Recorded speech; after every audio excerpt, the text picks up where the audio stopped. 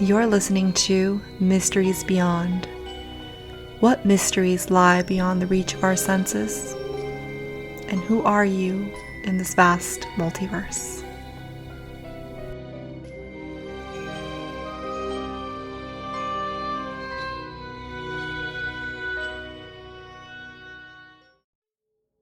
Hello, and welcome to Mysteries Beyond.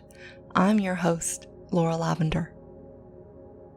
I do have to give fair warning, as this episode will be one of those darker and heavier episodes. We will be exploring deeply the topic of death.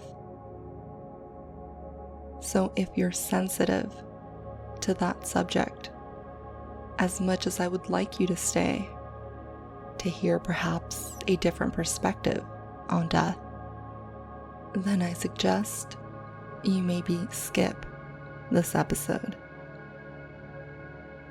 With that being said, let's move on to our topic, La Santísima Muerte.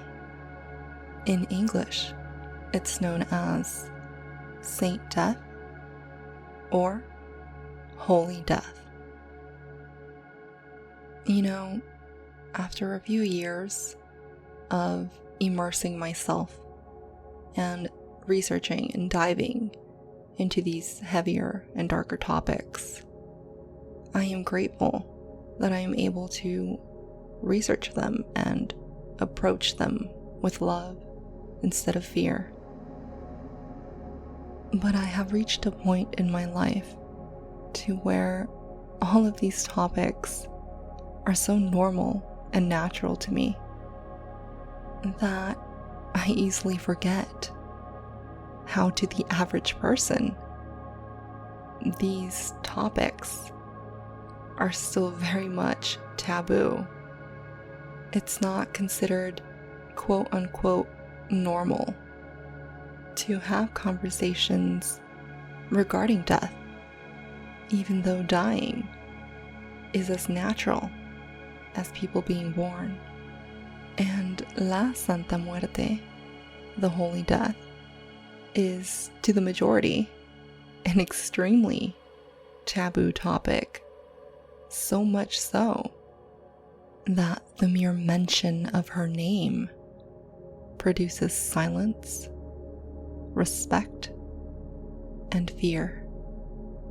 She is death personified and is known to have a feminine, motherly energy. And to understand why they anthropomorphize death into a female entity, we'll have to look into her origin story. La Santa Muerte is a Mexican folk saint, meaning she's not recognized as a saint by the Catholic Church, but it is believed that she was first mentioned around the late 1700s. She's actually a combination between the Aztec goddess of the underworld known as Mictlantecuhtli, who is said to watch over the bones of the dead and is depicted as a body without the flesh. Mictlantecuhtli ruled over the Aztec underworld known as Mictlan.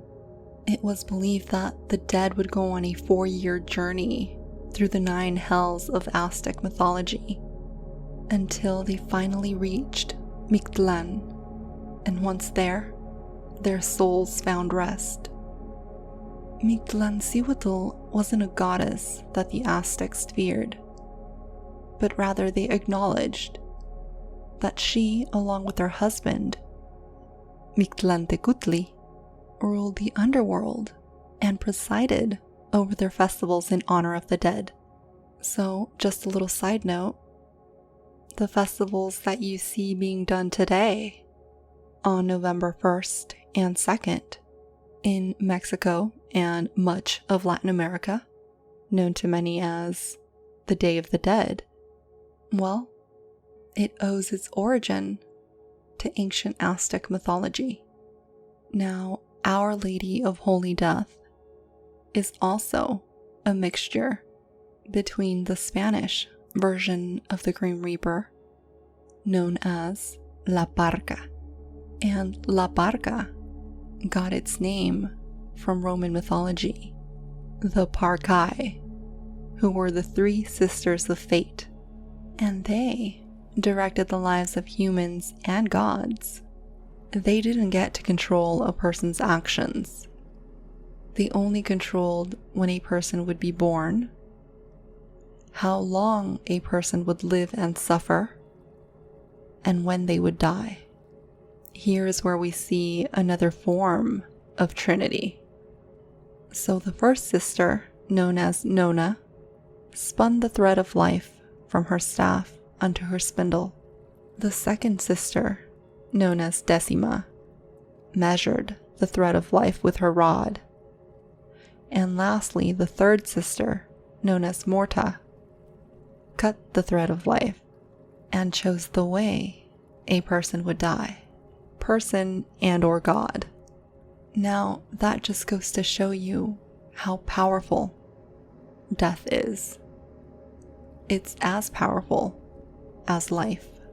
Now, when the Spanish conquered the Aztecs, a mixture of the Aztec goddess Mictlantecuhtli and the Spanish Grim Reaper La Parca influenced and created what we now know as La Santa Muerte, which is why when you pull up her image, you will see her being depicted as a skeleton figure with a mantle.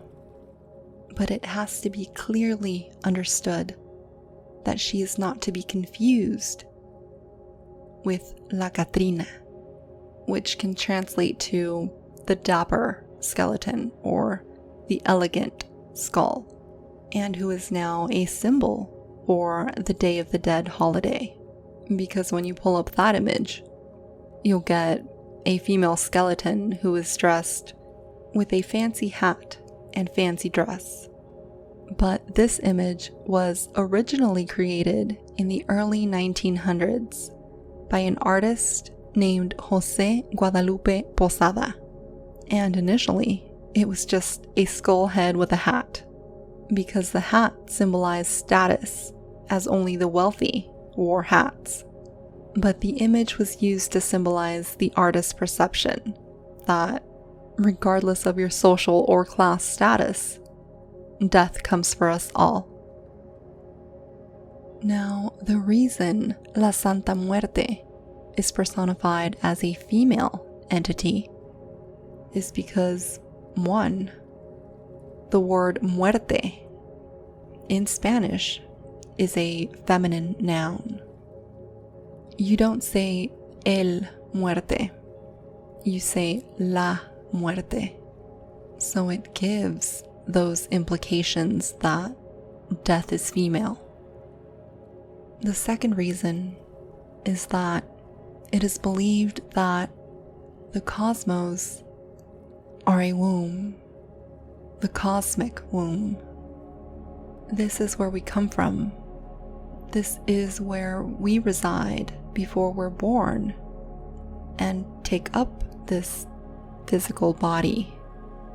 We come from the cosmic womb, these cosmic dark waters, just as a baby is formed in darkness in its mother's womb, just as a seed is planted and then sprouts from the darkness and the dark soil, just as thoughts and dreams are created when we close our eyes and are in darkness.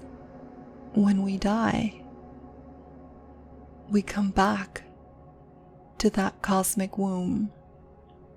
We come back home, and most of the people who venerate her don't fear her because they understand this. You see, Santa Muerte has two parts to it.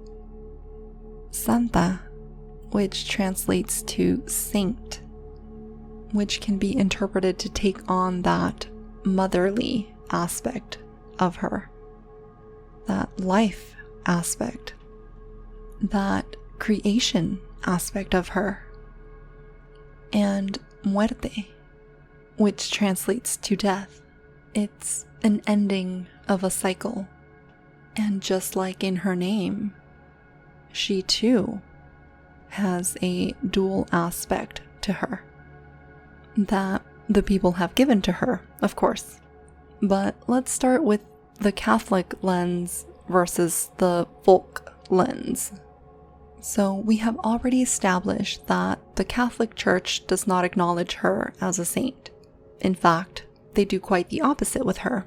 They demonize her and imply that she's satanic. And unfortunately, because of this, and because she's associated with the Mexican cartels, she has had negative connotations tied to her. But if you look at her through the Catholic lens, although the Church doesn't acknowledge her as a saint, to millions of Catholics, she is one. And in order to work with her, you have to ask God for permission.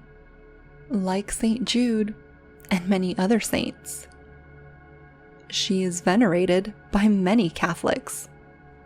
In the religion of Catholicism, the veneration of saints can be somewhat confusing, because to many, they'll believe that Catholics worship saints. They don't worship saints, they worship God, but they venerate saints.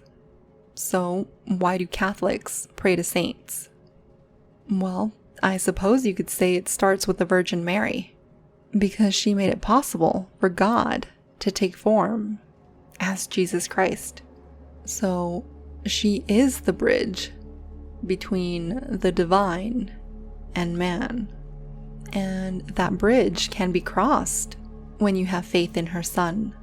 So Catholics pray to God through saints, and they act as interceptors between man and God. And different saints have different areas of expertise, such as St. Jude, for example. He is the saint of lost causes. St. Joseph can help you out with employment, and so on. And Our Lady of Holy Death, well, she can help out with a lot of things, such as protection, love, prosperity. But regardless of whether you pray to St. Jude, the Virgin Mary, or La Santa Muerte, there's always an exchange. There's always a tit for tat, a pact made between you and that specific saint. You can pray to the Virgin Mary and ask her to help you get that job. Please, Virgin Mary, if you help me get this job, I will go and buy you 10 candles and light them in your name, or I will go to Mass 5 weeks in a row in your dedication.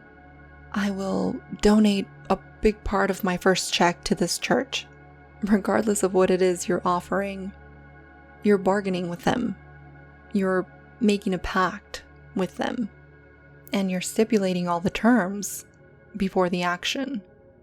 So, the same can be done with Santa Muerte. There are a few differences, though. With Santa Muerte, you can ask her for pretty much anything.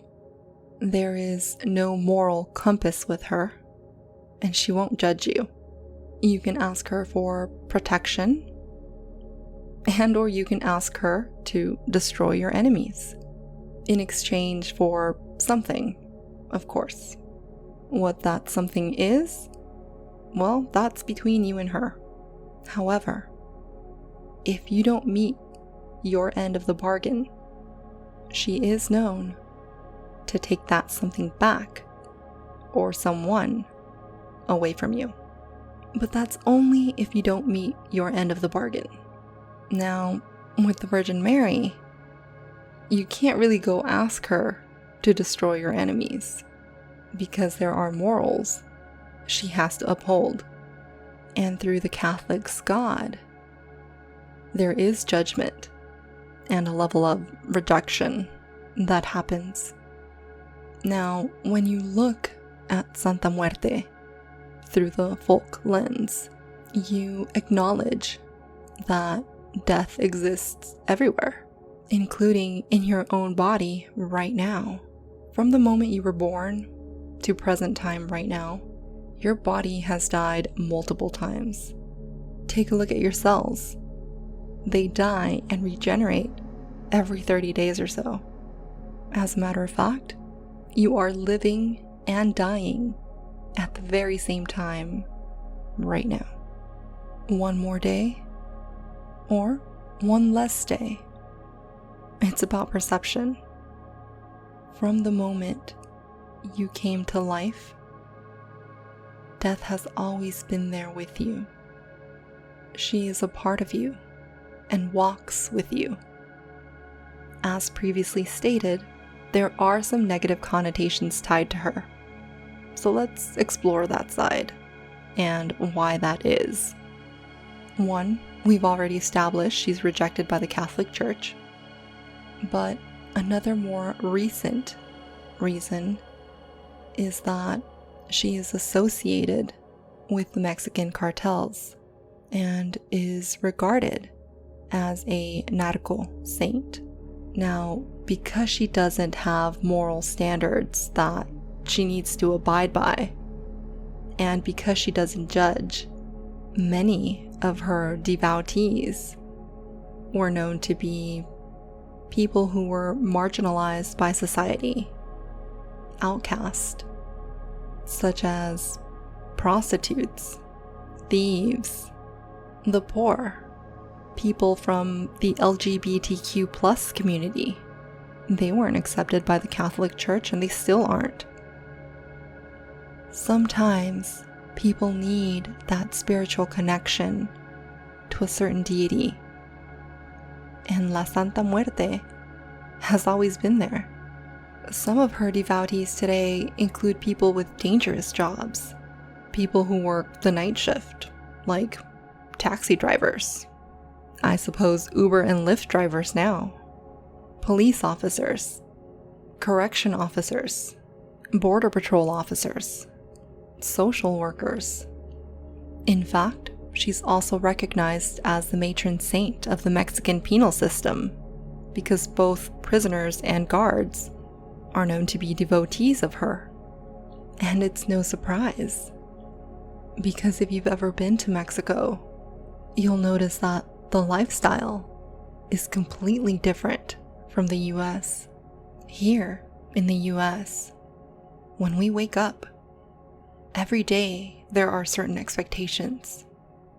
We get up, we go to work, on a certain day we get paid, but when you live day to day, like so many do in Mexico, not knowing when your next meal might be, or not knowing if you're going to make enough money to pay your rent, it's easy to give in and join the corruption and expose yourself to dangerous situations for a few cents. But people who venerate her today differ in the sense that they embrace death. They welcome death. They don't resist it. They don't fight it, but rather they've made peace with death. And they've accepted that one day it will be their turn. That's the one certainty. They no longer fear death, and they have become hyper aware that many of us take life for granted because we easily forget that any day could be our last here on this earth, and we don't exactly live our lives to the fullest. And there are so many distractions with work and or television, and we have even been taught and conditioned to fear death and to reject it. Think about it. What's the main reason that people get plastic surgery done? It's to look younger. Because youth is universal beauty. Youth is life. And aging is associated with death. Death is very natural, but many cultures choose to hide it. When's the last time you saw an actual dead body? Chances are that, unless you work in the medical field, you probably haven't, because it's taboo to see one. Have you thought about your own death and whether or not you'd want to be buried or cremated? There's a Latin phrase that I came across when researching this topic, and that phrase is that of memento mori, which translates to remember death. And along with this phrase, some practice reflecting on a skull, because it reminds us of our own mortality, and it leads us to remember to live, to make the best of our time here, and to carpe diem, to seize the day. Death is humbling. I'm telling you guys, the first time I meditated on death, it had very heavy energy, and it was extremely uncomfortable and completely intimidating. If you choose to explore this path, you must do so with an open mind, with love in your heart, and a great deal of respect. La Santa Muerte does test you. At least in my experience, she did. To do this episode, I have spent quite a few weeks researching her. And when I felt ready to take the next step, I took a baby step and decided to simply meditate on her. I asked for a sign that would confirm she has heard me and was present. Well, the very next day, on my doorstep, I found a large, dark gray, dead moth. I've seen smaller size moths, but I had never seen an actual large moth before. Naturally, I immediately remembered my meditation of the night before.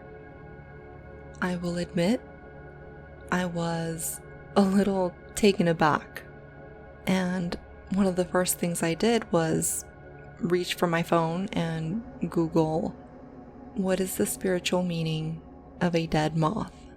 And of course, the first answers that came up were, it's a bad omen, it means someone near you is going to die, and all of these other negative things.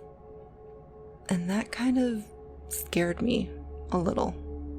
But luckily, I became aware that I was having those emotions and decided to take a deep breath and pause. Was this the impression that I first got? Was this the emotion that I first felt? No, it wasn't. And that's when I realized I can't depend on the internet to tell me the spiritual meaning of a sign I had asked for. This is something I had to interpret intuitively. Initially, I saw this as a gift, as both a gift and a confirmation that she had given me, and in a way, a test. Was I really ready to be working with the death current?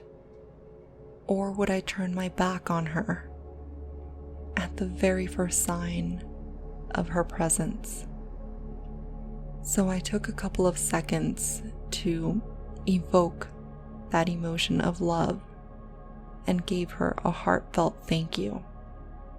I scooped up the moth and buried it.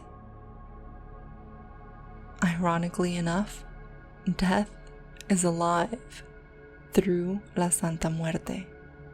So let's go over some of her epithets. La Flaquita, which translates to the skinny one.